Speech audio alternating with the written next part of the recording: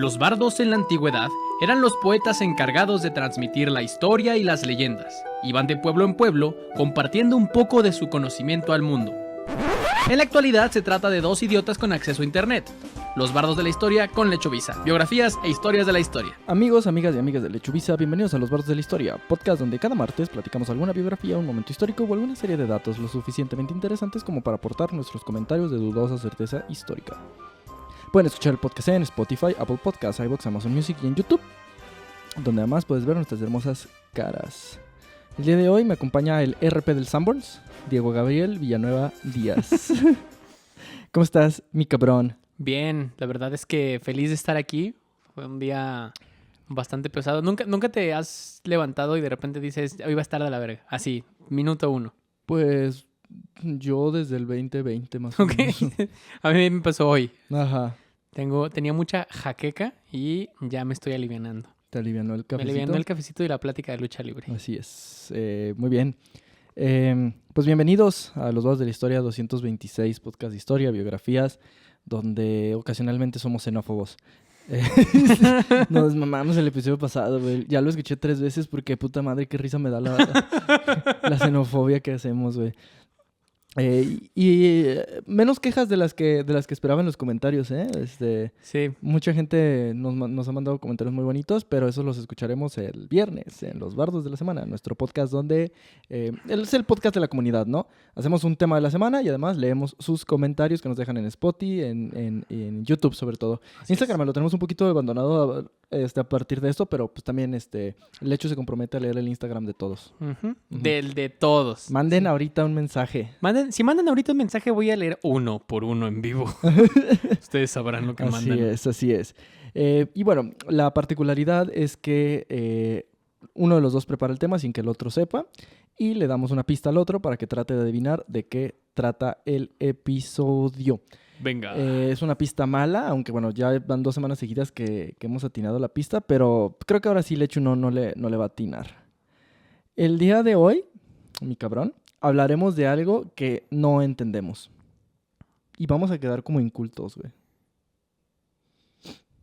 No, pues que las posibilidades son enormes, güey. Sí. Algo que no entendemos y vamos a quedar como incultos. Pero es algo que normalmente, o sea, es una conversación a la que sí podríamos acceder normalmente. Porque yo quedaría como un inculto si hablo de, no sé, tradiciones de Sudáfrica. Siento güey. que no piensas en esto seguido. ¿No pienso en esto seguido? No. Ok.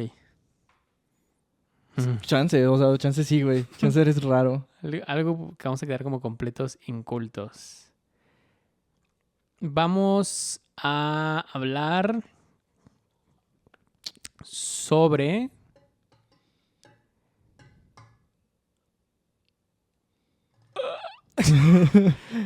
Esas son las pistas buenas, las que sí, güey. te quedas como... A ver, te vamos a dar tiempo. Ok. 10. Ay, güey. 9, 8, Vamos a quedar como completos 7, incultos. Vamos a hablar sobre... 5, 4, 3. Como referee de lucha libre, que ya cuando falta... Sí. 2. Oye, vikingo. 2. 2. Señorita. 2. 2. Porque están hasta allá y pues obviamente no van a... Es la última pelea de WrestleMania. ¿Tú crees que van a acabar la pelea? Que les valiera verga, güey. De que estaban fuera del ring, se acabó WrestleMania, empate, sigue siendo campeón este cabrón. Pagaron 100,000 varos para ver esta pelea y yo la acabé así por mis huevos, como la béisbol. Vamos a hablar... 1-0. Vamos a hablar sobre algo que tenga que ver con arte.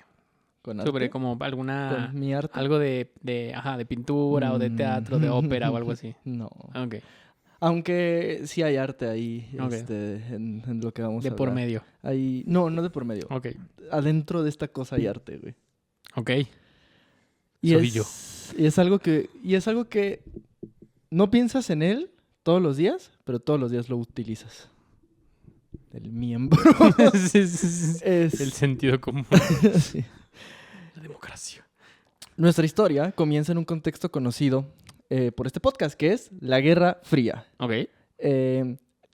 ¿Cómo describirías brevemente la Guerra Fría? Terminó la Segunda Guerra Mundial y la gente se quedó muy ardida. Unos creían que debíamos repartirnos todos y vivir cada quien de sus vaquitas, pero matar al que se opusiera al sistema.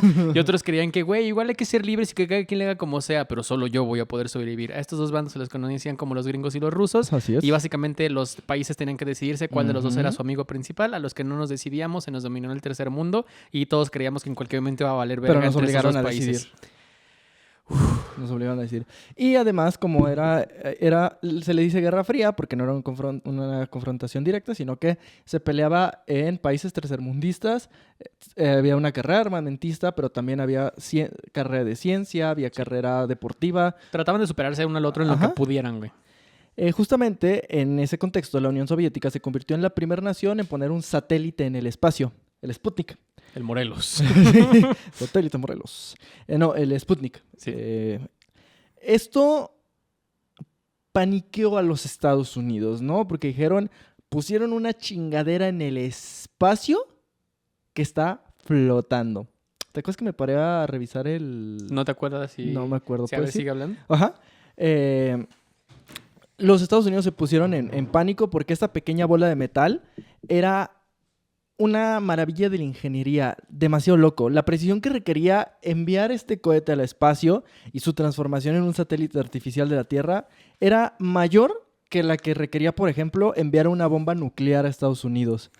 Aquella conmoción produjo diferentes resultados que fueron desde subsidios para desarrollar formas efectivas de entrenamiento a los científicos hasta la creación de una nueva agencia de defensa. Son el tipo de cosas por los que dices, güey, esto pasó en los 50, 60 y como hoy a la fecha se sigue atorando papel en las impresoras, güey. Sí. Se sigue trabando el dispensador de agua en la oficina. Se sigue inundando López Mateos. Sí, o sea, sí. No puede ser posible. No, y espérate. Es un spoilerzote de un episodio que voy a hacer más adelante, pero acabo de leer un libro de... El Manifiesto Comunista.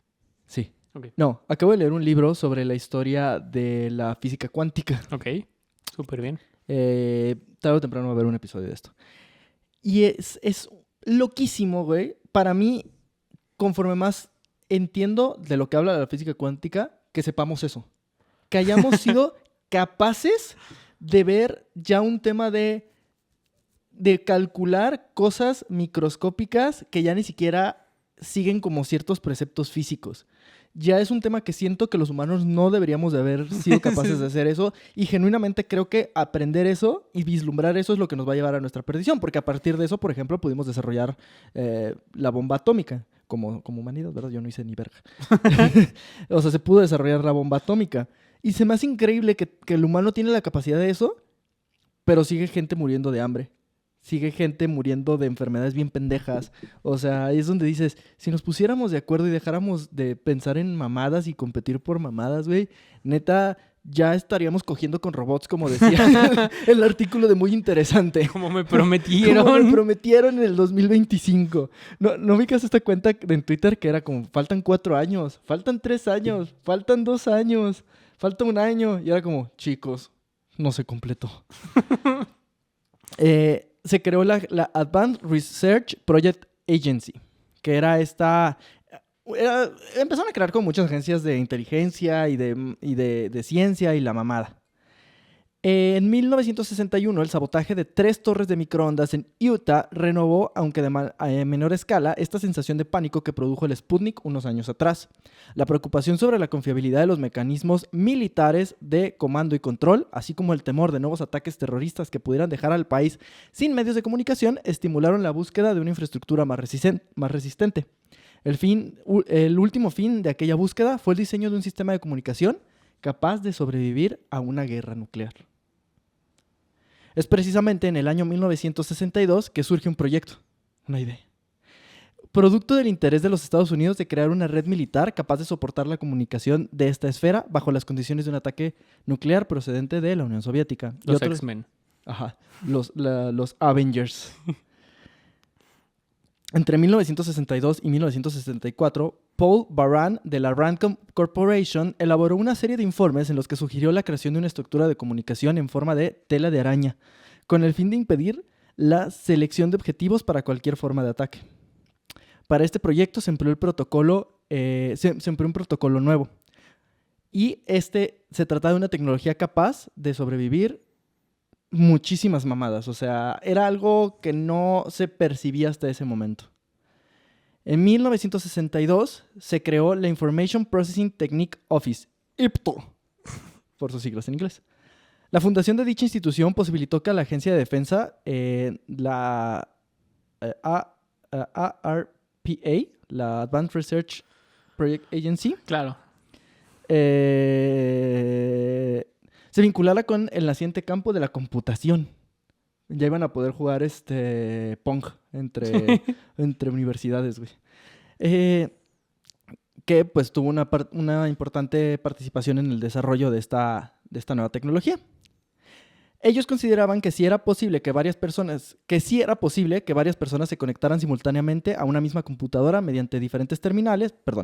Ellos consideraban que si era posible que varias personas se conectaran simultáneamente a una misma computadora mediante diferentes terminales, no era difícil pensar en la existencia de una segunda computadora que actúe como si fuera una terminal temporal de la primera y viceversa.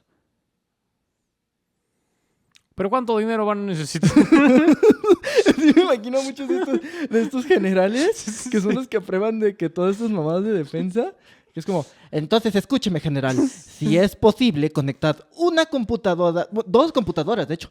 Joder, imagine 2. Si se puede una, joder, imagine 2, pero mediante un puerto que no está ahí. Sería increíble, general. De tal manera que si hacemos que el foquito prenda en la computadora número 2, desde la indicación de la computadora número 1, estaremos más cerca de la paz mundial. O de la guerra mundial. O lo que usted quiera hacer con esta tecnología. Yo no voy a preguntar. El objetivo original de esta nueva tecnología, que se llamaba ARPANET, era ofrecer acceso remoto a computadoras distantes para compartir tanto ficheros remotos como las experiencias de investigación en materia de computación. ¿Ya sabes de qué vamos a hablar? Sí. Sí. Así comenzaron a realizar... Dilo, di su nombre. Sí, o sea, cuando dijiste el nombre de la agencia ARPA, el ARPANET, pues son los inicios del internet. Así es. Hoy vamos a hablar, mi cabrón, del internet. Excelente. Espero que lleguemos a 9gag. No tienes idea. Así comenzaron a realizar investigaciones y pruebas en conjunto con compañías y universidades diversas. En 1900... Como el Tech Milenio. Como el Tech Milenio, así es. Siento que este ya es otro de nuestros episodios tetísimos, como la historia de las matemáticas, como... ¿Qué otro también muy teto tenemos? Matemáticas, ajedrez, ¿no tenemos alguno como de que del lenguaje? Los videojuegos. Sí. El del calendario. El del calendario es buenísimo. Los papalotes. Pero esa es como una historia cagada porque implica cosas. Esto es literal, es tu clase de computación, güey. Sí. O sea, leí un paper de computación para esto, güey, y dije, ¿cómo lo voy a hacer entretenido? A ver si podemos. En 1967, durante la reunión de la Association for Computing Machinery, ese vaso es tuyo, en Tennessee se esbozaron muchas de las ideas a partir de la cual se conformó el núcleo de la primera red de ARPA. En ella, los oradores de Gran Bretaña, R. Scatterbury y D.W. Davis, los más ingleses de todos, expusieron sus concepciones sobre la computación de paquetes, un concepto nuevo de aquella época. De acuerdo con Peter Salus, Davis utilizó el término paquete por primera vez en 1996. Llegó y le dijo, aquí te traigo tu paquete. Le dijo, ¿a poco estás creando una red de intercomunicación de computadoras? No, ¿por qué? Y ese paquete...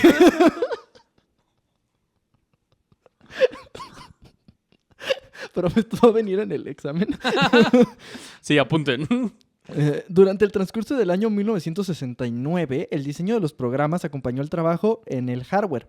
El primer modelo que apareció fue el denominado cliente-servidor, un modelo familiar por la omnipresencia de terminales que empleaban las computadoras a tiempo compartido. O sea, este era un modelo, literalmente, a lo que leí, el tema de los paquetes era que fragmentaban la información para que se mandara de manera fragmentada a través de esa red y así fuera prácticamente imposible robarla. Porque además iba a ser a través de una red telefónica. Neta, cuando te pones a pensar, están locos estos cabrones. Sí. O sea, que la neta lo hemos dicho en muchos de estos capítulos de cabrones que inventando cosas. Igual que el cabrón que se le ocurrió el calendario, un pinche fuera de serie, güey. También el que hizo esto, güey. Sí. De repente en su casa... Me habló Diosito y me explicó cómo hacerle. Esto condujo, o Chance tenía tiempo que no llegaba a su revista Playboy y era como, puta madre, güey. Sí. Ando bien erizo, estaría verguísima que llegara directamente a mi casa, güey. Esto condujo a la creación de la Network Control Program, NCP. El primer programa de control de redes que después se denominó el Network Control Protocol, NCP. Los protocolos de comunicación son conjuntos de reglas que permiten que diferentes computadoras con distintos sistemas operativos se comunican y compartan recursos. Los más importantes son el IP, el Internet Protocol, el TCP, Transmission Control Protocol, el FTP, File Transfer Protocol, Telnet, Network Terminal Protocol y el SMTP, Simple Mail Transmission Protocol. ¿Y qué me dices del apata?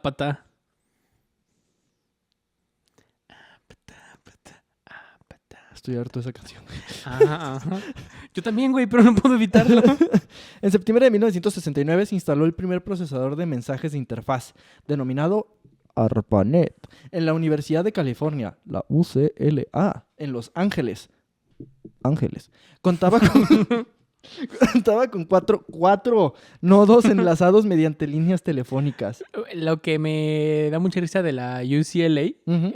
porque obviamente siempre tengo un comentario sobre cualquier cosa, ¿no? Es que mientras esto sucedía, también Jim Morrison estaba metiéndose ácido Sí. en sus aulas y Steve Jobs estaba seguramente descalzo en el jardín, güey. Metiéndose ácido. Metiéndose ácido también, güey. Los 20 son una época maravillosa, güey. Probablemente en los años 20 se creó todo lo que va a destruir a la humanidad, pero con música rock de fondo, güey. Contaba con 4 nodos, que quiere decir que estaban conectados 4 máquinas distintas, o como 4 terminales distintas que se estaban comunicando entre ellas mediante una red telefónica. Y eran el 1, el 2, el 3 y el 4. No, eran el 3, el 4, el 1 y el 2. No, qué pendejo. La primera conexión entre un host y un IMP se produjo el 2 de septiembre de 1969 en la UCLA, la Universidad de California. Y mucha gente pinpointea esto como el inicio de lo que ya sería el Internet. O como a partir de aquí ya fue la primera prueba de lo que terminaría siendo la mamada que tenemos ahorita. Es que, a ver, se nos hace muy sencillo el pensar ahorita en transferencia de datos y estás en cualquier lugar y te airdropean unas chichis, pero que que estés en una universidad y que veas que en una computadora se comunica con la que está al otro lado del salón, güey, Ajá. es cosa del el gran truco, güey, de Sí, Nolan, güey. sí, Son sí, Hugh sí, Jackman y Christian Bale intercambiándose. Güey, está muy cabrón, güey, muy cabrón. Hacia 1973, L.G. Roberts estimó que ARPANET ahorró a la comunidad de investigadores norteamericanos $4 millones, al evitar la duplicación local de recursos en el tiempo en el que los costos de operación de la red eran de $3,5 millones, incluida la amortización del hardware. ¿Por qué? Porque ya nomás era necesario tenerlo en un servidor y ese era el servidor que localizaba todo y ya nomás el servidor mandaba la información a otro lado. A diferencia de que anteriormente la información tenía que estar almacenada en esa computadora para poder verse. Ok. Es una locura, güey. Establecer una fecha exacta para el nacimiento de Internet puede resultar algo complejo porque ocurrió por partes. Sin embargo, la publicación de un trabajo conjunto elaborado por Vinton Cerf y Robert Kahn en 1974, luego de la demostración exitosa que se realizara en Washington en el 72, puede tomarse como un punto de comienzo confiable. En este, se sugirió utilizar una forma de protocolo conjunto, TCP, Transmission Control Protocol, y el IP, el Internet Protocol. El concepto de una Internet con múltiples redes amplias que conectan incontables redes locales se institucionalizó alrededor del 83, cuando el protocolo que utiliza hoy Internet, el TCP/IP, sustituyó al protocolo Network Control Program. Este protocolo se diseñó no para soportar las comunicaciones entre máquinas en una red, sino entre redes que se interconectarán mediante gateways o pasarelas o porterías. Güey, ¿tú crees que Dios nos está viendo. Dios no baja a la tierra por miedo a Mira, nosotros? si Jesús iba a volver, yo creo que vio todo lo que hicimos en el siglo XX. O sea, primero es como, vergas son súper sanguinarios, y luego, verga dividieron un átomo, Sí. y luego, verga el Internet, o sea... Es que justo a lo que voy es, y que tiene que ver con lo que decías al principio de la física cuántica, tal vez no debimos nunca llegar a estos niveles de comunicación, güey. O sea, tal vez es más de lo que nuestro cerebro podría permitir Ujú. el comunicarte con gente que no esté en tu inmediatez o en tu alcance Sí. material. Yo no debería de saber qué están haciendo mis compas todo el día. Claro, güey, claro. Sí. No deberíamos tener siempre un audífono con Discord y todos los amigos Sí. entrando al baño, Yo no güey. debería de poder recibir no mamen, hoy el café me quedó bien malo. Es como, Ajá, es como, güey, mi cerebro no estaba listo genéticamente para esto. Y a partir de ahí, o sea, esto sí es mi teoría de la conspiración, güey. Nuestro cerebro no debía permitir que el internet naciera y a partir de ahí se nos ha ido quemando el socket durísimo, güey. sí. Por eso ahorita ya tenemos brain rot italiano. ¿Viste que se hizo que en Perú tienen un show de botargas de brain rot, de que tralalero tralala y capuchina asesina Sí. y panucho de 2 tiempos? ¿Sí? Sí, pero tal vez por eso ya o sea, yo no vería como una casualidad que esto suceda y que después de unos años ya no tengamos cabrones que inventan el internet. Ahora la gente no puede ni cambiar la llanta del carro, güey. O sea, la capacidad inventiva se limitó, siento. No sé. O sea, creo que también es como por recency bias. Sí. No te sabría decir si ahorita hemos tenido o sea, el siglo XX tuvo inventos pasados de verga como la energía nuclear, el internet, La pastilla del post-day. McDonald's, ¿sabes? El wrestling. Pero no sé, o sea, si el siglo XXI tiene una... O sea, siento que sí, o sea, hay muchas cosas muy cabronas como el pedo de que ya sabemos cuánto pesa un hoyo negro, creo, o algo así, no sé, no lo entiendo. Pero, o literalmente ya pudimos escuchar el espacio. ¿Ubicas ese pedo? Sí. De que ya sabemos cómo se escuchan las estrellas y es como... No deberíamos. Suena, pata. ¿Y qué haces que un día están escuchando las estrellas y se escucha de que... De que Godzilla, de que ¿qué haces, güey? Tú eres el güey que está escuchando de que, ay, mira cómo se escuchan las estrellas y se escucha. Chinga tu madre, güey. No mames. O sea, ¿qué haces, güey? ¿Qué haces? Después de 3 meses de guardia que nunca pasa un culo, de repente nada más escuchas, ya se durmieron, vamos por ellos. Sí. No. Muy mal, güey. Pero sí, o sea, te entiendo en esa parte. No sé si haya 3 inventos del siglo XXI que le compitan en manera que cambió el mundo a 3 del siglo XX, güey. O sea, en el siglo XXI, ¿qué, güey? La IA, El Wi-Fi. el Wi-Fi. Probablemente la IA. Probablemente la IA es como la siguiente evolución de esto. Sí. Y al chile yo no comparo el dividir el átomo con el... GPT, dime frases para conquistar a mi morra. Sí. O sea... Me salió una ronchita en la puntita del pene y ya van 3 días y no se quita. ¿Qué puedo hacer? Y disteria. ¿De qué? Sí. ¿Gracias? Sí, no sé. Es un buen debate que cero nos compete a nosotros. Pero mira, ninguno de los debates de los Sí, últimos 225 vayan capítulos. y pónganle a... ¿Cómo se llama el güey Santolaya, el que habla de ciencia? Sí. Pregúntale de que, oye, ¿quieres venir a los bares de la historia para explicar a estos pendejos qué es la ciencia? Estaría padrísimo. Explicarles el mundo. Uh-huh. En este mismo año, en el 83... Que si venga y le damos información tan mala, güey, que después de 1 hora. Joder, ya ni yo sé. de que me causaron una crisis de fe de lo pendejos que están. Sí, se jubila, güey. Dudaron tanto que hasta yo dudé.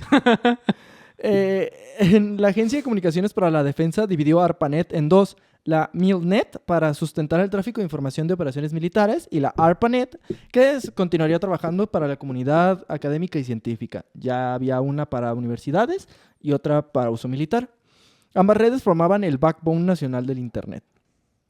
A inicios de los 80, en lugar de buscar computadoras host costosas y grandes conectadas con los procesadores de mensaje de interfaz, empezaron a instalarse gateways que enlazan los procesadores con redes locales completas de distintos tamaños que pudieran interactuar con computadoras ubicadas en otras redes locales en cualquier lugar del país mediante el backbone o columna vertebral del ARPANET.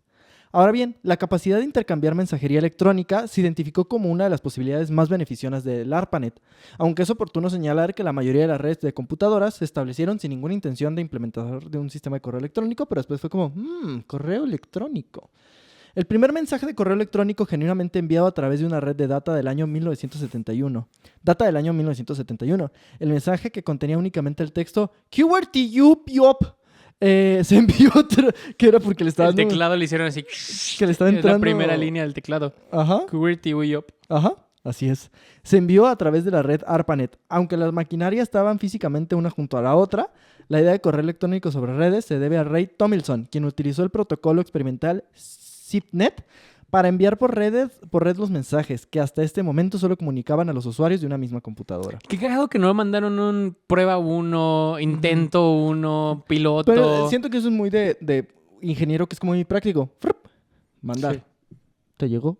Sí, sí, sí. Como cuando le envías Uy. un TikTok a tu morra, de que Sí, están los dos de que en el sillón valiendo verga, y lo mandas y nomás empiezas a voltear a ver para el lado.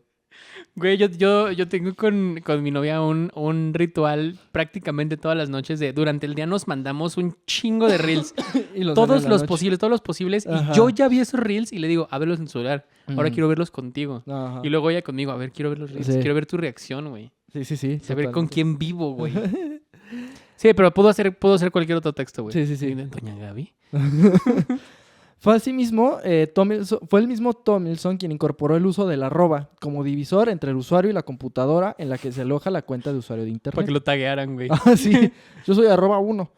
Anteriormente no había necesidad de especificar la máquina de destino, puesto que todos los mensajes que se enviaban eran locales. Sin embargo, con el nuevo sistema era preciso distinguir el correo local del correo que estaba en la red. El motivo de elegir este símbolo fue que en inglés la arroba se lee como @, en español en o para. No, en, perdón. Así, la dirección era ejemplo @máquina, es decir, máquina.com o, Sí. ¿sabes? O sea, era para tal persona en tal computadora. Sí. O fíjate que yo... Sergio, yo había pensado en esto. Me adelanté a tu proceso. Pero justo había pensado que la arroba siendo pues me hace mucho sentido, sobre todo en las comunicaciones oficiales. Ajá. Si le mando a alguien en un correo a, no sé, nos escriban a, supongamos, Lechuvisa y su corporativo, Ujú. ¿no? Sus headquarters Sí. en Dubai. Es como, Diego @Lechuvisa. O sea, Ujú. tú que estás ahí. John @Google. Sí, pero no es tanto como en ese... Estoy diciendo lo que a mí se me ocurrió un día en la Ok. mañana, güey. No lo que es la realidad. Sí, porque en esta lógica es más bien Sergio Villagrán Zapata, que es la dirección de correo electrónico que está alojada en Gmail Sí. o que está alojada en el servidor de Lechuvisa. Sí, no, yo sé que la mía no era, ¿verdad? Simplemente fue un día que era bien temprano y dije como que puta, güey. Hay que trabajar. Y luego dije, tengo que mandar un chingo de correos. Literalmente estaba escribiendo el primer correo del día y fue, ¿y por qué arroba? Pero sí, o sea, sí tiene lógica ya cuando lo piensas. Sí. El problema en ARPANET era que en la medida en que crecía la complejidad de la red, se hacía cada vez más necesario actualizar las tablas con las direcciones de los hosts para conocer dónde se encontraba cada uno de ellos. Los finales de la década de los 80 marcaron un punto de giro. Las diferencias filosóficas existentes en la concepción y en los objetivos de desarrollo de las redes entre los especialistas de computación y la comunidad académica, científica y bibliotecaria preocupaba más con el uso de los recursos de información que buscaban más que fueran un recurso de información que solo uno de comunicación, ¿sabes? A la medida en que se desarrollaron redes nacionales de computadoras cada vez más amplias, robustas y capaces de servir a comunidades mayores, sus diseñadores se percataron de que si las redes eran en realidad un sistema de carreteras en algún sentido, ellas debían existir mayormente para permitir que sus usuarios alcanzaran destinos de interés y valor propio. Se produce en este momento un cambio de concepción de la red como un fin a la red como un medio. Uh-huh. A finales de los años 80, cierto número de catálogos en línea extendieron su cubrimiento más allá de las colecciones monográficas mediante el montaje de bases de datos de artículos de revistas. Pero antes, para poder acceder, obviamente, cero que había gente común que podía acceder. O sea, esto era en universidades, en bibliotecas, que tenían bases de datos en internet, vaya. Pero el pedo era justo que tenías que teclear exactamente el host para que te mostrara lo que estaba ahí. Y de repente había tanta puta información que tenían diccionarios de lo dice hay 300 números del host de que qué día soy, de que y cosas así. Hacia 1989 existían 15 o 20 catálogos en línea en internet. El primero y mejor conocido de todos fue el Melby de la Universidad de California, que estuvo ampliamente disponible en la comunidad de internet. Entre 1995 y 1996, la OCLC, la Online Computer Library Center, realizó un nuevo aporte en esta línea. Su objetivo fue definir un formato amigable para la catalogación distribuida de los recursos de la red, más rico que un índice creado automáticamente y menos complejo que el tradicional registro bibliográfico, y así estimular la concepción para promover la interoperabilidad semántica a través de lenguajes y disciplinas, con el fin de lograr un efectivo control de vocabulario en los índices. La pregunta sería si no era demasiado tarde para ello. Porque ya era demasiado, o sea, ya era muy cabrón. Literalmente eran como lo que ahora es Google de tetas. Antes literalmente tenías que meterte a ver los catálogos y catálogos y catálogos y catálogos de información para ver si había, en efecto, tetas. Durante los primeros... Es que neta no sabemos lo privilegiados que somos, güey. Totalmente, Estamos güey. a 5 letras en el teclado de ver tetas, güey. Neta lo que hizo la gente por ver chichis en nuestros antepasados. Sí, totalmente, güey. Durante los primeros años de la década de 1980, algunas de las universidades principales habían desarrollado catálogos de acceso público en línea para ofrecer a sus usuarios sistemas de acceso a la información. Entre finales de los 80 y comienzos de los 90, el número de recursos de Internet creció, hecho el cual generó diversos problemas. Se dificultó a los usuarios la identificación y la localización de recursos potencialmente relevantes, particularmente si el usuario no era un especialista. Cada recurso poseía un sistema de recuperación propio e independiente, mientras que la disponibilidad de recursos sobre Internet permitía al usuario alcanzar los recursos de manera fácil y económica. Esto no eliminaba la necesidad de aprender a manipular una interfaz nueva y única para poder utilizar recursos, porque además, en cada terminal que te metieras, la interfaz era distinta, ¿sabes? O sea, tenías que aprender varios lenguajes de comunicación de Internet. No existía, a su vez, una forma simple de mover los resultados de un sistema a otro para su consolidación, análisis y almacenamiento, porque el acceso a cada sistema se realizaba mediante un acceso remoto. Con vistas a solucionar al menos parcialmente el primer problema... Tú si eras estos güeyes en algún momento no decías, apágalo, güey. Ya no hay que tener internet. Probablemente, güey. O sea, si hubiera sido de que qué complicado. Demasiado trabajo. O sea, obviamente mucha gente sí debe haber dicho... Digo, obviamente, insisto, todo esto todavía sigue siendo con especialistas y así, pero un bibliotecario así de que... a ver, vamos a buscar si en efecto está tu libro de geografía. Chinga tu madre. La verga, le voy a vender el terreno a Starbucks. Man, todavía había caravanas cuando yo nací. Chinga tu madre, güey. Nací en una caravana. Nací en una caravana hacia el sur. A mi papá se lo comió un Wendigo, o sea... Yo cortaba los tickets en la entrada. Que vengan. Hoy está un hombre blanco. Mi mamá era la señora barbuda. Chinga tu madre. Con vistas a solucionar estos problemas, se desarrolló un Directorio General de Recursos de Internet, publicado bajo los auspicios de la NSF, National Science Foundation, por la BBN Network Information Center, en el 89. Este directorio se convirtió en una base de datos de recursos que incluía índices profundos y complejos con facilidad de búsqueda. Estos directorios terminaron evolucionando con el paso del tiempo al sistema de DNS, que es el sistema de nombres de dominios. Domain Name System, por sus siglas en inglés. Es un sistema de nomenclatura jerárquico para dispositivos conectados a redes IP, ya sea como el Internet o una red privada. Este sistema asocia información variada con nombres de dominio asignados a cada uno de los participantes. Su función más importante es traducir nombres inteligibles, que son estos números de direcciones, para personas en identificadores binarios asociados con equipos conectados a la red.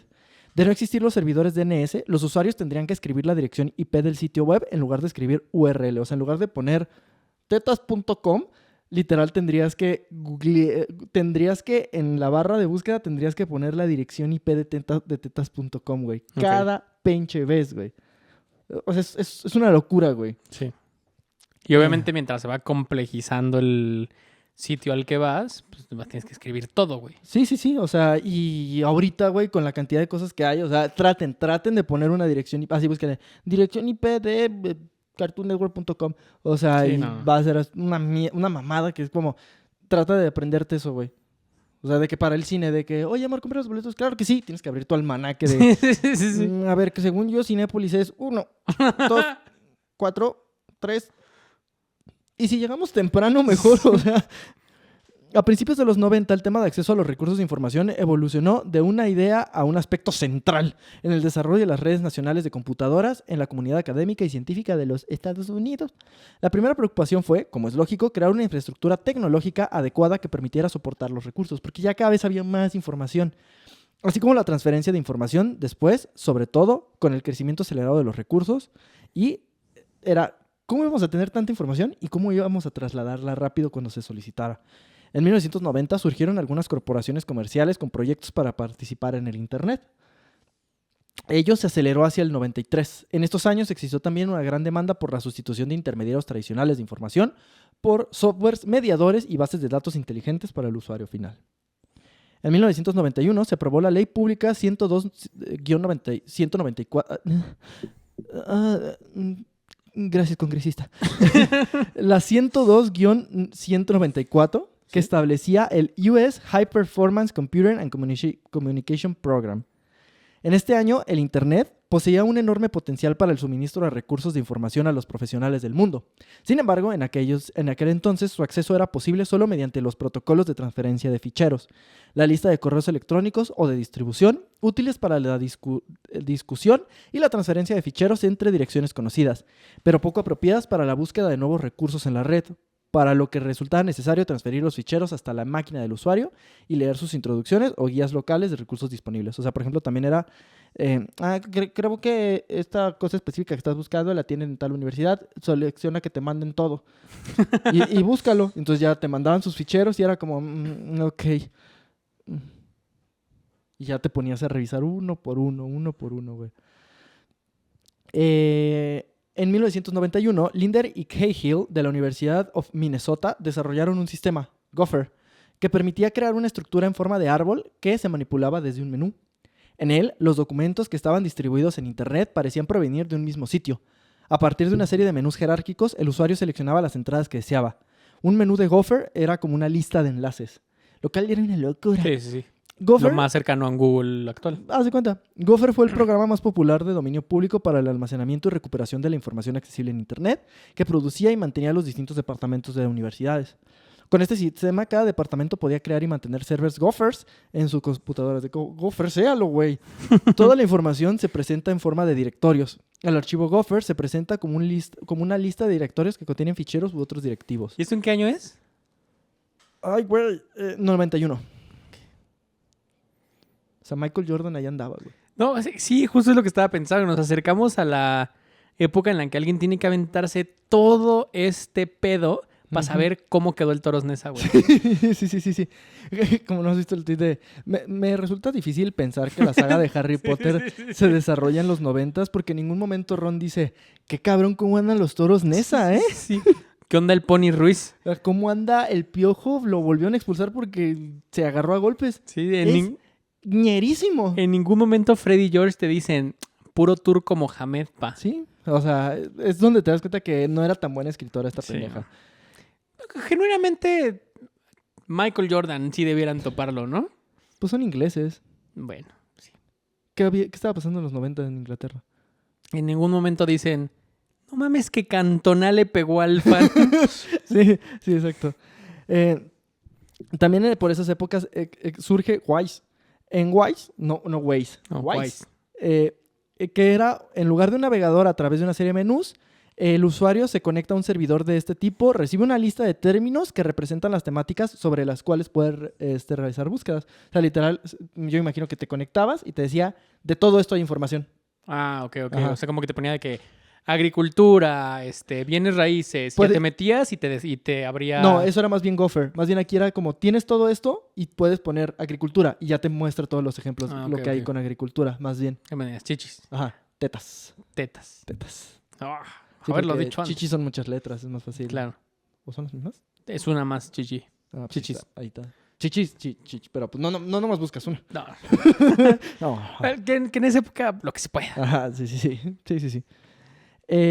Wise ofrecía una interfaz única para la búsqueda y visualización de los resultados de una variedad de bases de datos comerciales y gratuitas geográficamente distribuidas. El Gopher y el Wise fueron pero El Gopher y el Wise fueron desplazados entonces por el WWW. Nah. El WWW fue el El invento... GOAT, güey. El GOAT, güey, del más grande de todos. Sí. El único. Fue el invento que más revolucionó después de la computadora personal, el uso del Internet.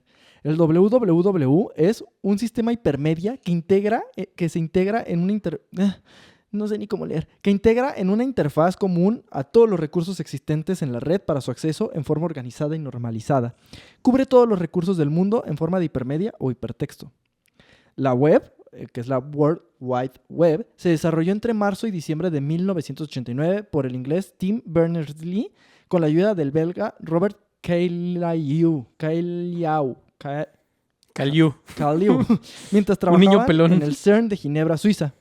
Claro que sí, güey. Sí. Y se publicó como una propuesta formal en el 91. Desde entonces, Berners-Lee ha jugado un papel activo guiando el desarrollo de estándares web, como los lenguajes de marcado con los que se crean las páginas web. Qué peor la gente que trabaja en el CERN. Esos sí son Sí. los alpha males del cerebro, güey. Güey, ellos son los dueños del internet, güey. Sí. El hipertexto es un sistema que permite la realización de conexiones lógicas entre las distintas partes de un documento o entre documentos diferentes. De hecho, funciona de una forma similar a como lo hacen las referencias cruzadas como ver y ver también en un tesauro. No sé qué es un tesauro. Con la ventaja de que en la web los documentos pueden accederse mediante un simple clic en el mouse. En la web se utiliza el hipertexto para navegar entre documentos relacionados mediante enlaces que establecen sus autores y editores. Básicamente como Wikipedia. Sí. Pero imagínate ese pedo. Todo. Imagínate ese pedo en los 90s. 20 años atrás seguían teniendo que leer las noticias en un cabrón que se las gritaba en la calle, güey. O sea, Es que esto es justo el momento de quiebre en el que te digo, ahí ya es cuando se nos pudre el cerebro. Es Sí. donde ya no entiendes, güey. Es como si tu cerebro viera la quinta dimensión de los objetos. sí. Güey, ¿por qué debes enterarte de todo esto tan fácil? Sí, Entiendo sí. que te la peles, güey, pero ¿por qué tan fácil? Sí. Hipertexto es la denominación general que se aplica a aquellos documentos o conjuntos de documentos electrónicos en los que es posible navegar entre las distintas partes del texto o entre documentos a partir de las relaciones semánticas que entre ellos se establecen. Pues bien, con tan solo oprimir el ratón sobre este concepto marcado, usted puede obtener su definición dentro del mismo documento o recuperar otros recursos que tratan sobre el tema. Son literalmente como en internet. Clic, te abre. Clic, te abre. Clic, te abre. Que para nosotros ahorita es basiquísimo, güey. Hipermedia, por su parte, es una extensión del hipertexto, una generalización de este concepto. Mientras que el hipertexto es posible solo moverse de un texto a otro, en hipermedia el movimiento puede realizarse entre piezas de información o recursos de cualquier tipo: texto, imagen, video, sonido, bases de datos, programas. Para aquel entonces había tomado su nombre actual, la World Wide Web. El principal laboratorio de investigación física presentaba un sistema de información basado en el hipertexto que permite navegar a través de documentos situados en Internet. Los documentos preparados en forma de hipertexto se entrelazan mediante un grupo seleccionado de palabras o frases. El hipertexto cambió todo. El paradigma tradicional de lo que era el Internet y de cómo se podía, por ejemplo, en ese momento solo leer un documento a la vez. Aquí ya no había manera más bien, ya había manera de conectar todo, güey. Era una red interconectada de recursos de información mundial. Y precisamente para eso entra el HTTP, o protocolo de transferencia de hipertexto, que permite llamar a cualquier tipo de página web. Se utiliza para transferir ficheros escritos en un idioma normalizado. El HTML es un lenguaje desarrollado para el diseño de páginas y documentos cuya consulta se realiza en la web. Se emplea para describir y reconocer los documentos hipermedia en la web. Se basa en un sistema de etiquetado. Este lenguaje es una aplicación del Standard Generalized Markup Language, o la norma ISO 8879. Un lenguaje mucho más amplio para la definición de lenguajes de formateo de documentos establecida en el 86. O sea, tienes una manera de crear un fichero de texto que te permite que te permite navegar entre ficheros, y luego tienes el HTTP que te permite conectar entre esas distintas webs, y tienes el HTML que te permite crear estos ficheros hipertexto. En este sentido, un documento HTML puede enviarse desde una máquina a otra en forma de cadena simple de caracteres, reconstruirse y aparecer ante su solicitante con toda su riqueza original, que es como ya funciona actualmente el Internet. El lenguaje HTML consta de dos tipos de instrucciones, para presentar y estructurar el texto que se mostrará al usuario y para establecer los enlaces hipertextuales a otros documentos de Internet utilizando los URL. Que es donde te digo, güey, son palabras que vemos diario Sí. y que ya se lo razonamos qué verga con ellas. O Justo sea, estaba pensando en eso hace rato cuando mencionaba las primeras siglas, que seguro las ves siempre en tu recibo del Sí, internet, ¿no? Sí, sí, sí. ¿Y qué será eso? Sabrá su puta madre. Dime si puedo ver Netflix, güey. Sí, sí, sí, Y ahí viene exacto. todo sobre tu conexión. Y está muy cabrón, güey. O sea, muy, muy cabrón. Y seguramente hay como una persona en cada 10,000 que sí lo lee, ¿no? Y es como de que, Mira qué Mira. bien. fíjate que no sabía yo que estábamos en este tipo de IP. Es como estos vergas que se meten como a los archivos de los juegos para ver, está muy mal optimizado. Ve todos estos recursos sin utilizar. Como, güey, ¿te vas a meter a jugar FIFA o no? Sí, sí, sí, sí. Chingada madre. Siempre eliges a los Pumas, cabrón. Claro que hay recursos sin utilizar. Todos los putos Pumas. Sí, pero es el equivalente como a los señores que entran a una casa y checan una pared y este es muro de carga, ¿verdad? Es el mismo equivalente, güey. Ujú. Solo ellos se van a dar cuenta, Sí, solo ellos sí, lo van a sí, hacer. sí, sí, A los sí. demás nos vale verga, Y güey. de que mira qué bien te levantaron esta pared. Ujú. Sí, pues ahí está, güey. Sí. Sí. Ojalá que sí. Dios te oiga, güey. Espero que sí, güey. Aunque la www estuvo disponible desde 1991, el amplio uso que en la actualidad recibe es producto de la aparición de Mosaic, el primer programa browser en la primavera de 1993. A este le siguió el Netscape. El Mosaic y el Netscape se desarrollaron originalmente para trabajar en servidores Unix, un sistema operativo dominante en el mundo del Internet. Sus versiones para clientes aparecieron rápidamente para el DOS Windows, primero para 16 y después para 32 bytes, y la Apple Macintosh. Desde el lanzamiento del sistema operativo Windows 95 por la Microsoft, la estrategia de esta compañía, dominante en la industria mundial de microcomputadoras, fue la de promover su propio browser, que es el Internet Explorer, que es un buscador.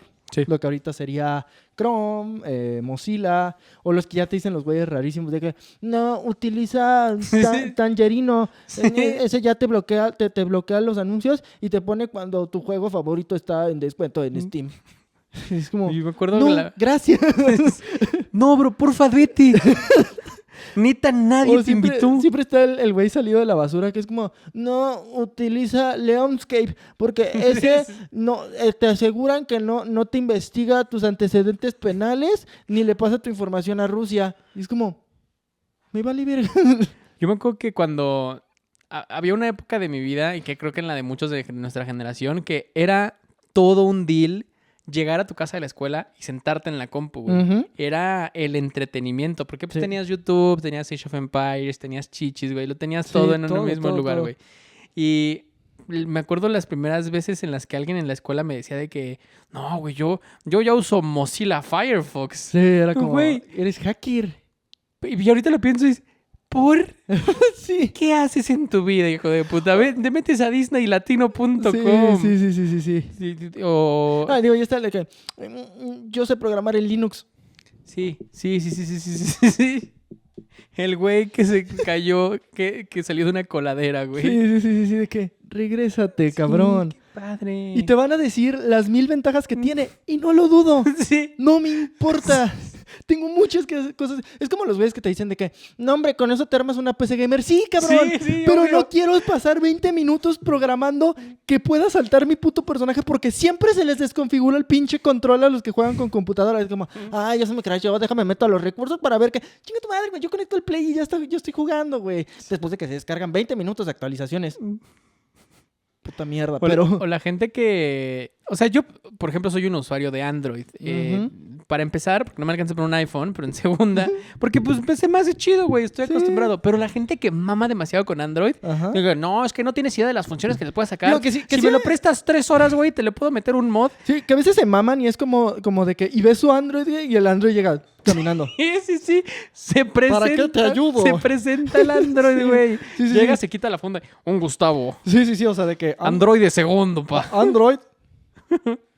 A su servicio. Y llega volando y te habla como Jarvis, güey. Sí. ¿Y para qué lo usas, güey? Pues para el porno. Sí, no, es que los specs de Android son mucho más amigables para modificarlos a tu experiencia de juego. veo TikTok, Ajá. mando WhatsApp. Sí, sí, correo. De repente hago una llamada, güey. Sí, sí, sí. ¿Qué más necesito, güey? Sí, sí, sí, sí, sí. Justo, güey. Pero bueno, los browsers desarrollados para las plataformas más populares, la PC de Macintosh y el Windows, actúan como intérpretes en la web. Perdón, las PC y los Macintosh actúan como intérpretes en la web. Permiten la obtención y lectura de los documentos ubicados en los servidores hipermedia de Internet. Los documentos hipermedia que visualizan los programas browser contienen enlaces que actúan como pequeñas puertas que ofrecen al usuario la posibilidad de consultar otros documentos. No hay que confundirnos. Los browsers no son como los buscadores. El browser solamente te permite poner la dirección HTTP y que se abra. No es el Google, que Google ya es una locura todavía más. O sea, que ya literalmente te acomoda páginas HTTP y te dice, esto es lo que estás buscando y este es el resumen IA y el resumen IA está equivocado. O sea, pero... Sí. Uh-huh. La creación de la World Wide Web abrió un gran potencial para la distribución de los documentos electrónicos. Se creó el Sistema Universal de Identificación de Recursos, el URI. Aparecieron los robots o agentes autómatas que indizan, es decir, que los hacen índices de los recursos, mediante la extracción de palabras clave. Ellos permiten la recuperación de recursos a partir de estrategias preelaboradas de búsqueda. Se estableció un modelo normalizado para la representación y recuperación de información de Internet, así como para crear intranets compatibles. El URI, el Universal Resource Identificator, tienen funciones semejantes a las de la ISBN y el ISSN. El creador de un documento o de un servicio que desee que éste aparezca en la base de datos de un localizador de recursos deberá solicitar que se le asigne un identificador que distinga los documentos universalmente y un URL, que es un Universal Resource Locator, que posee los datos de su ubicación. Una vez relacionados ambos en una base de datos mediante enlaces lógicos, es posible buscar como si se tratara de un por URI y obtener como respuesta su URL. No entiendo nada de lo que dije, pero tiene lógica. Sí. Ajá. Avances. Progreso. La URL es un localizador o una localización. Esencialmente es una dirección en el ciberespacio. Especifica la ruta de acceso al recurso y el sitio y su ubicación en este. Porque todo lo que está en Internet está en bases de datos. Sí, Que es lo único como que si hace el fueran Internet coordenadas. Son coordenadas de dónde está ubicado. Tú cada vez que buscas tetas y te manda un resultado, tiene que viajar miles de kilómetros ese pulso para que una base de datos diga, solicitó tetas, camarada, y te las manden. Pero ya con la complejidad de las galerías en internet, ¿pero cuáles? ¿qué Entonces ahí tienes que meter tetas.com diagonal grandes. Entonces ya va a decir el internet, ese es por acá. Y empiezan a buscar en otro archivero. Así es. ¿Pero de qué color? Y ya te puedes seguir, güey. Sí, exacto. Que también está muy cabrón porque vi un video de, por ejemplo, pues al final, aunque te conectes por internet y lo que sea, por wifi, lo que sea, toda la base de información del internet tiene que pasar por cables de fibra óptica. ¿Cómo ponen la fibra óptica en el lecho marino, güey? Es una mamada, güey. Es una mamada que hacemos eso, güey. Literalmente cómo lo van poniendo y cómo muchas de las compañías más importantes meten dinero para mantener esas redes activas. Qué puta locura, güey.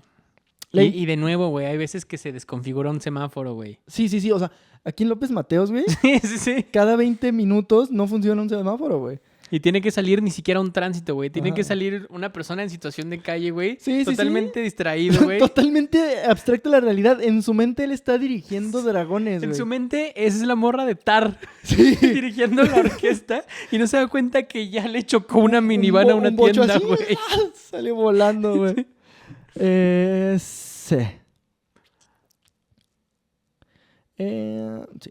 La combinación del URL con el HTML permite el desarrollo de una capacidad de hipermedia potente y distribuida. En la web se combinan los principios de hipertexto con la capacidad de localizar información en cualquier parte del mundo. Ya esto es lo que... A partir de 1993, con la World Wide Web, el éxito definitivo se percibe la potencialidad del Internet. Comienzan grandes inversiones del sector privado en la red.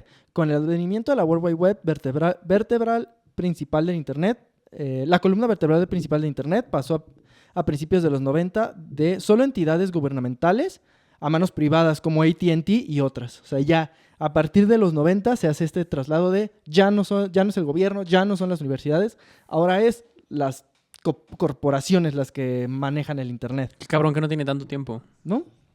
Se hizo evidente su potencial para utilizarla en funciones más serias de los negocios, como para solicitar productos, ordenar pagos, almacenar solicitudes y el porno. A partir de ese momento, el Internet se duplicó año con año. En agosto del 93 existían más de 14.000 redes conectadas con Internet y según las estadísticas de aquel momento, se incorporaban 1.000 nuevas redes cada mes. En enero de 1995, la cifra total había aumentado a 26.274 redes y habían conectados 84 países con acceso directo a esta red, más o menos 48 millones de usuarios. En 1995, Internet alcanza a 148 de los 185 miembros de las Naciones Unidas, el 86%. Las aplicaciones disponibles cubren todos los sectores de la vida de la sociedad.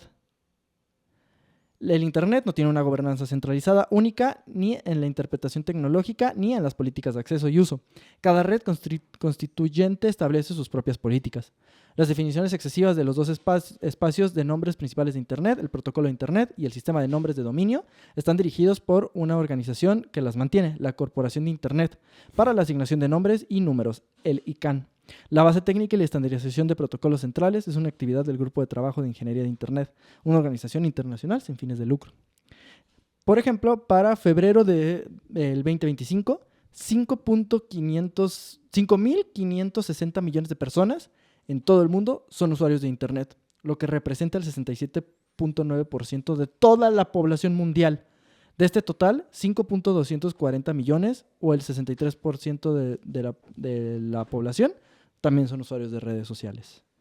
Y traigo otras cosillas del Internet sobre, por ejemplo, temas de cómo ya se empezó a platicar un poquito el Internet como un derecho humano. El Internet de las cosas. El Internet de las cosas. Tú no sabes nada, Claudia. Y terminó siendo presidenta. Pero, o sea, ¿sabes de cómo el Internet ya se está considerando como un derecho humano porque tiene que ver con derecho a la información, libertad de comunicación, bla, bla, bla, bla, bla? Eso lo podemos hablar en otro episodio. De hecho, tenía demasiada información para esto y de hecho tenía como algunas cosas cagadas que quería hacer, pero pues ya se nos acabó el tiempo. Pero conéctense este viernes a los bardos de la semana porque justamente va a ser la primera vez que los bardos de la semana nos va a servir de anexo al episodio. Lo anexaron. Porque les comento un poquito lo que vamos a hablar. Vamos a hablar un poquito de esto, como de derechos del Internet y sobre qué dicen la UNESCO y qué dicen organismos internacionales sobre la importancia del Internet. Pero también vamos a hablar sobre ciberseguridad. Vamos a hablar sobre la dark web. Y más importante, vamos a hablar de memes. Excelente. Y no sé si nos alcance, probablemente vayamos a hacer otro episodio de esto porque te quiero hacer un quiz, obvio, de los memes más populares. A ver qué tanto conoces. ¿Qué tan crónicamente en línea estás? Ok. Y también quiero que platiquemos un poquito sobre el origen el origen de los memes y todo eso, güey. Así es. Para relajarnos un poco, ¿no? ¿Qué te pareció este episodio sobre la historia del Internet? Pues muy acertada la pista del principio de cómo todos los perros días interactúo con esto y no tengo ni la menor idea de qué hay detrás de. Y siento que mucha gente no tampoco tiene idea, güey. O sea, ya vemos tan natural la manera en la que utilizamos el Internet. Pon una palabra y te va a salir el objetivo y te metes y ya estás navegando. Y neta hubo gente que se la tuvo que pelar, güey. Sí, no, güey. O sea, es top inventos de la humanidad, güey. Muy cabrón. Machín. O sea, también es una locura lo que es el Internet, güey. O sea, es cabrón como este efecto mariposa de que hubo un zar que no quiso escuchar a su pueblo. Y ahora hay cabrones que nos pagan, güey, por hablar cosas en Internet, ¿no? Qué duro, güey. ¿Cómo todo eso se relaciona con esto? Justamente hablamos de nuestros amigos del Internet, que son ustedes, amistades del Internet, pero en especial nuestras amistades que nos pagan por seguir hablando del Internet en el Internet, que son nuestros Patreons. Así es, y les mencionaremos a continuación un saludo hasta su IP, Mateo Bifulco, Ariel Alvarado, Bruno Valles, Héctor Israel, Andrés Arreguín, Hugo Valencia, Eric Pérez, Enrique Rendón, Alejandro Montoya, Cristian Pérez Covarrubias, Iván, Ramiro Cotarelo, Espardades, Orlando Sosacanto, Javier Jara, Francisco Jiménez, Cian Yadoniz, Goretti Alfaro, Sammy Cuestas y Roberto Gallardo. Extraordinarias personas las que hacen posible el Patreon y que también se suman a quienes son los miembros del canal de YouTube. quienes mencionaré a continuación. Ahorita te digo quiénes son. Acá estaban. El internet. Y son nada más y nada menos que Sergio Ortiz, Luni, Majo, Esparta el Destructor, Fernanda Lara y Alejandro Cordeiro, dueño de nuestras quincenas y el mayor benefactor de YouTube. Muchísimas gracias a todas y todos ustedes por rendir honor a la historia del internet ¡Bravo! y también por depositarnos su confianza y sus billetes. Así es. Nosotros fuimos los bardos de la semana. Les recordamos que si llegaron hasta este punto, le den like al video Déjenos y su comentario. déjenos sus Lo comentarios. vamos a platicar en el siguiente Bardos de la semana. Así es. Si quieren que sea sobre el tema, pues lo anexamos también como esta información. Si quieren que sea sobre otra cosa, pues la neta es que los bardos de la semana también ya es un foro abierto. Ujú. No hay preguntas tontas, hay tontos que no preguntan. Así es. Entonces, Dato curioso, ¿sabes cómo se llamaba el título del episodio? ¿cómo? Se llamaba Chip Torres, güey. Nah, ¿Ubicas claro esa que sí. referencia? Sí. Claro que sí. Pues nosotros fuimos los bardos de la semana, que nos vamos, pero no. nosotros los bardos de Fue la historia. tu puta madre. Que nos vamos, pero no sin antes recordarles, como cada semana, es que por eso me confundo, Ajá. que Hay cosas que la humanidad no debería de haber sido capaz de lograr. Una de ellas es dividir el átomo. Otra es ver tetas en cualquier momento. si me estás escuchando y estás en la computadora, enderezate. Enderezate. Y como diría Caterina Paco Rojo, hashtag tetas. Hashtag tetas. Shot que hagamos tetas en este episodio. Tetas.